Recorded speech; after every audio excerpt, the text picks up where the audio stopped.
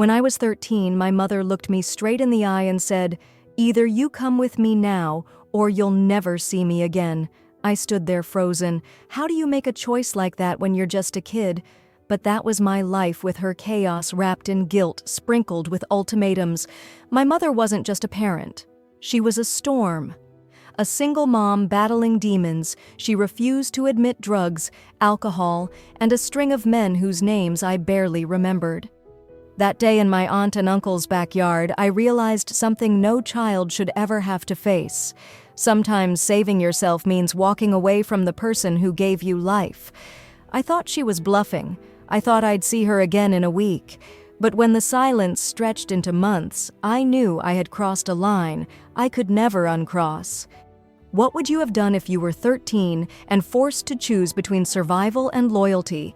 This is the story of how I chose stability over blood and how my mother made me pay for it.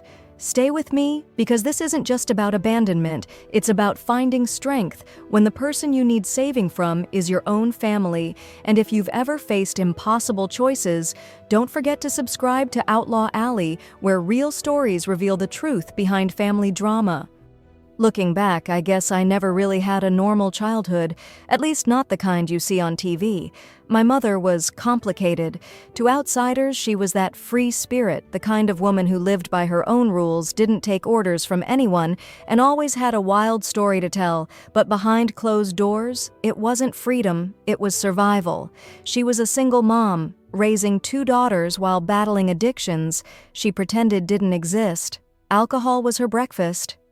Pills were her lunch, and by dinner, she was either passed out or screaming at shadows only she could see. The men came and went like seasons. Some stayed long enough for me to remember their faces. Most didn't. By the time I was 13, I had stopped asking for names. My older sister Jenna figured it out before I did.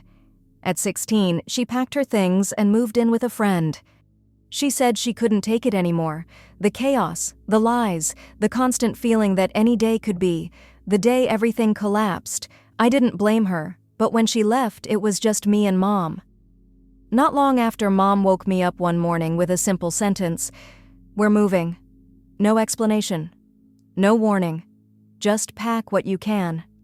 Most of our stuff went into storage. The rest fit into 2 bags. She had rented us a single room in some stranger's house way out in the desert.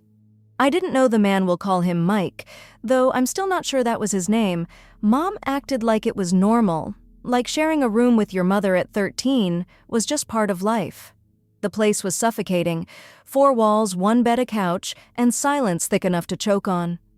I remember sitting on that couch staring at the cracked ceiling, wondering how we ended up there. But asking questions wasn't allowed. With Mom, curiosity was dangerous. You never knew which version of her would answer the loving mother who'd hug you tight, or the ticking time bomb ready to explode. After about a week in that house, I started noticing things weren't right. Mom was sleeping more than usual, barely eating, and when she was awake, she wasn't really there. Her eyes would glaze over, and conversations felt like talking to a ghost. I told myself it was just one of her bad spells.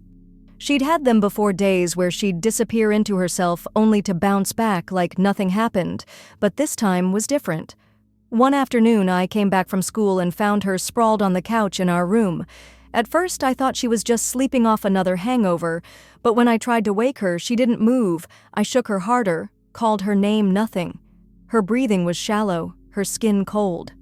Panic clawed at my chest as I realized this wasn't one of her usual episodes. I needed help fast, but we didn't have a phone in our room, so I ran to the living room where Mike was. He was on the phone, laughing, completely ignoring me. I told him my mom was sick, that I needed to call an ambulance. He waved me off like I was a nuisance, told me to wait, while my mother was possibly dying. That's when I knew I was on my own. I didn't think twice.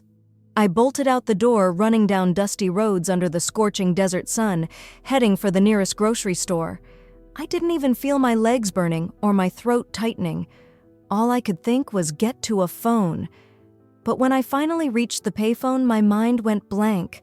I couldn't remember the address, I couldn't even think straight. So I did the only thing I could. I called one of Mom's friends. She promised to handle it. told me to stay put. As I stood outside that store drenched in sweat and fear, I had no idea that was the moment everything in my life would change. I don't remember how long I stood outside that grocery store, but I do remember the feeling. It wasn't just fear. It was something deeper, like the ground beneath me had vanished and I was floating in a place where nothing felt real anymore. When Mom's friend finally pulled up in her car, I thought, this is temporary. We'd get to the hospital. Mom would wake up, apologize like she always did, and we'd go back to pretending everything was fine. But when we arrived at her house instead of the hospital, my stomach twisted. She told me the ambulance had already taken Mom by the time she got there. There was no point going now. I should just stay with her for the night. One night turned into 2, then a week, then 2 weeks. No phone call, no word from my mother. Every day I stared at the phone, expecting it to ring, expecting her to come crashing through the door with some wild excuse, like how the doctors were overreacting or how she didn't need anyone's help. But the call never came. Her friend didn't have answers either. She'd shrug and say, "You know how your mom is." Yeah, I did, but knowing didn't make it hurt any less. After a while it became clear I wasn't a guest anymore. I was a burden. Her friend had kids of her own, bills to pay, a life that didn't include taking care of someone else's forgotten child. One afternoon, she sat me down at the kitchen table. Her voice was gentle, but the words hit like a punch to the gut. "I'm sorry, sweetheart, but you can't stay here forever. You'll need to figure out where to go next. Figure out where to go." I was 13. I didn't have anywhere to go. Desperation sank in. I called my sister, hoping, praying that she could help. But when her friend's mom got on the line, I knew it was over before I even asked. She told me flat out there wasn't room for me. She already had too many mouths to feed. I could hear my sister apologizing in the background, but it didn't matter. "Sorry? Doesn't give you a place to sleep?" That's when Jenna called our aunt and uncle people. I barely remembered because Mom had burned every bridge we ever had. I hadn't seen them in over a year, maybe more. I expected them to say no. Why wouldn't they? I was just another piece of my mother's chaos. But to my surprise, they agreed. When I arrived at their house, I had nothing but the clothes on my back and a worn-out duffel bag, a few shirts, some cassette tapes, and whatever pieces of my childhood I could stuff inside. Walking into their home felt like stepping into another world. It was quiet, clean, predictable. I didn't know what to do with stability. It felt unnatural. For the first few days, I kept waiting for something to explode, for someone to yell, or for doors to slam, but it never happened. Instead, they gave me space. They didn't ask too many questions. They just let me exist. Then one evening after dinner, they sat me down in the living room. My uncle cleared his throat, looking more nervous than I'd ever seen him. He said, "We've been talking, and if you want, we'd like to adopt you. Adopt me." The words felt heavy. Permanent. Like closing a door I wasn't sure I was allowed to shut. But what choice did I have? I nodded, not because I understood what it meant, but because for once, someone was offering me a future that didn't involve running. Weeks passed. I started settling into this strange new reality, one where I didn't have to flinch at every sound or wonder if there'd be dinner on the table. Then she came back out of nowhere. Mom resurfaced like a ghost I thought I'd left behind. One moment I was doing homework in my cousin's room. The next I could hear shouting echoing through the house. Her voice was unmistakable, sharp, defensive, laced with venom. She was arguing with my uncle, demanding to see me. My heart pounded as I sat there frozen in place. I knew this wasn't going to end quietly, and I was right. When she finally burst into the room, her eyes locked onto mine, and I realized the storm I thought I'd escaped had just found me again. The moment my mother stepped into that room, I felt 13 years of fear crash over me like a wave. She looked the same messy hair, same wild eyes that darted around like everyone was out to get her. But there was something darker this time, a bitterness I hadn't seen before. Without missing a beat, she pointed at my things and snapped, "Pack your stuff. We're leaving, no hello, no I missed you." Just a command, like I was a suitcase she'd forgotten to grab. I opened my mouth to speak, but before I could say anything, my uncle stormed in after her. His voice boomed through the house. "You're not taking her anywhere, not like this."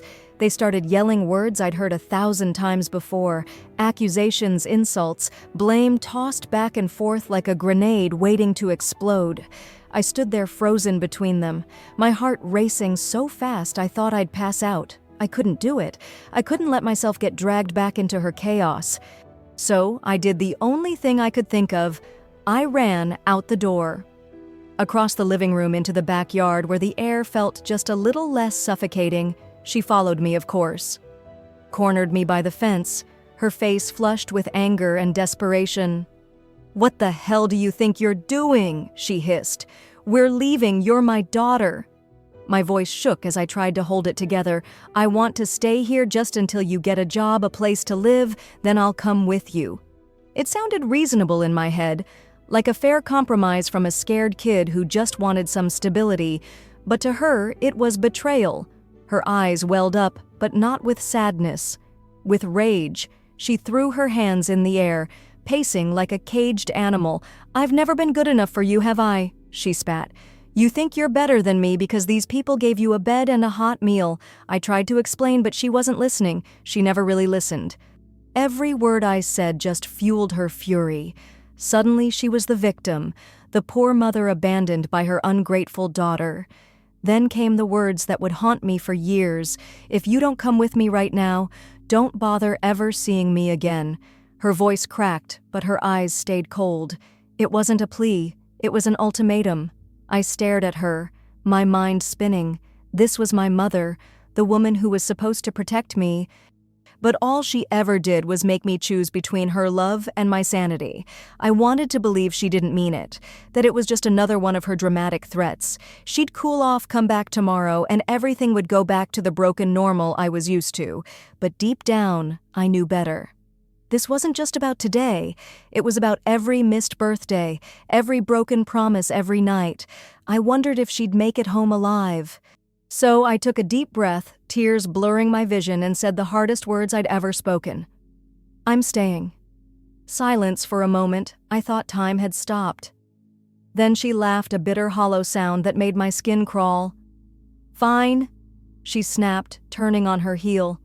"Don't come crying to me when they get tired of you." And just like that, she was gone. I stood there long after the door slammed shut, feeling like I'd just cut out a piece of my own heart. I told myself she'd call, that she'd realize I was just scared and she'd understand. But days turned into weeks, weeks into months. No phone call, no letter, nothing. It started to sink in. She wasn't bluffing this time. I had made my choice, and now I had to live with it.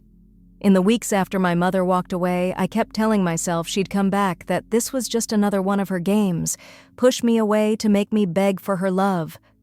But the phone stayed silent. No knock at the door. No dramatic reappearance. It was like she had vanished. And for the first time in my life, I realized I was truly on my own. At 13, you don't really think about survival plans. You think about school dances, sleepovers, maybe what's on TV that night. But for me, every day became a quiet battle to prove that I didn't need her anymore. It started small. I made a decision. I wouldn't let her absence define me. If she wasn't going to show up, then I would show up for myself. My aunt and uncle never said it out loud, but I could see the concern in their eyes. They were waiting for me to break, to crumble under the weight of abandonment. But I didn't. I couldn't afford to. I threw myself into routines, waking up early, doing my homework, helping around the house without being asked, anything to feel like I had control over something. When they mentioned adoption again, I didn't hesitate this time. I signed the papers knowing that it wasn't just a legal formality. It was me drawing a line in the sand. This was my new life, and I wasn't going to let guilt drag me back into the storm I had escaped, but that didn't mean it was easy. Every time the phone rang, a part of me flinched. Every time I heard footsteps outside, I wondered if she'd come back. Not to apologize, but to pull me back into her chaos with promises she'd never keep. So I built walls. Not the kind you see, but the kind you feel, emotional barriers designed to keep the past exactly where it belonged. I focused on school even when my mind wandered to memories I wished I could erase. I made new friends, though I never told them the full story. How do you explain to someone that your mother gave you an ultimatum and meant it? Instead, I learned to smile through the pain, to laugh at jokes when all I wanted to do was scream. But beneath that calm surface, I was always planning how to never need anyone the way I once needed her. I watched my aunt and uncle closely picking up on what a stable life looked like, how bills were paid on time, how dinner wasn't a guessing game, how love didn't come with conditions or ultimatums. It was like learning a new language, one where trust wasn't a weapon and silence wasn't something to fear. The more I adapted, the stronger I felt. Not because I wanted revenge against my mother, but because I wanted to prove, if only to myself, that I could be more than what she left behind. By the time months turned into a year, I had built something resembling a real life. It wasn't perfect. There were nights I'd lie awake wondering if I made the right choice, but deep down I knew I had. Then just when I thought I could finally breathe, the letter arrived. I remember staring at the envelope, my name scrawled in her messy handwriting.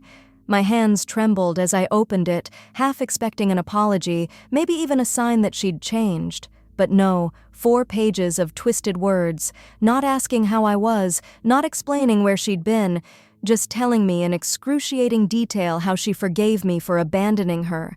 Forgave me like I was the one who walked away. I read every word, feeling the old wounds rip open again. Every sentence was a reminder that no matter how far I ran, she would always find a way to make herself the victim. When I finished, I didn't cry. I didn't scream. I calmly tore the letter into pieces and threw it in the trash. That was my final act of defiance, not giving her the satisfaction of knowing she still had power over me. From that moment on, I stopped waiting for closure. I stopped hoping for a version of her that didn't exist. Instead, I focused on the one thing I could control. Building a future where I didn't have to survive anymore, I could finally start living. The day I tore up that letter, something inside me shifted. It wasn't just anger, I'd felt that before. This was different. It was clarity. For so long, I'd been trapped in this invisible chain, bound by guilt, by hope, by the desperate belief that maybe, just maybe, my mother could change. But holding those scraps of paper in my hands, I finally saw things for what they were. She didn't want a daughter. She wanted control. Every word she wrote wasn't about reconnecting. It was about rewriting the past, making me the villain in her story so she could keep playing the victim in hers. And I was done playing along. For years, I had measured my worth by her approval. If she was happy, I was allowed to breathe. If she was angry, I became the punching bag, emotionally, sometimes even physically. But now I realized the power I held. Silence. Not the fearful silence I used to dread as a child, but the kind of silence that comes when you stop giving someone the ability to hurt you. I didn't write back, I didn't call, I didn't ask why or beg for understanding. I let the silence speak for me. At 15, that was my justice. Not revenge fueled by bitterness, but the quiet strength of walking away and meaning it. Of course, the fallout wasn't immediate. It never is with people like her. Months later, I heard through my sister that Mom was telling everyone how she had graciously forgiven me, how I had come crawling back full of regret. But she was too strong to let me back into her life. I could have corrected the story. I could have called out her lies, exposed the truth to anyone who'd listen.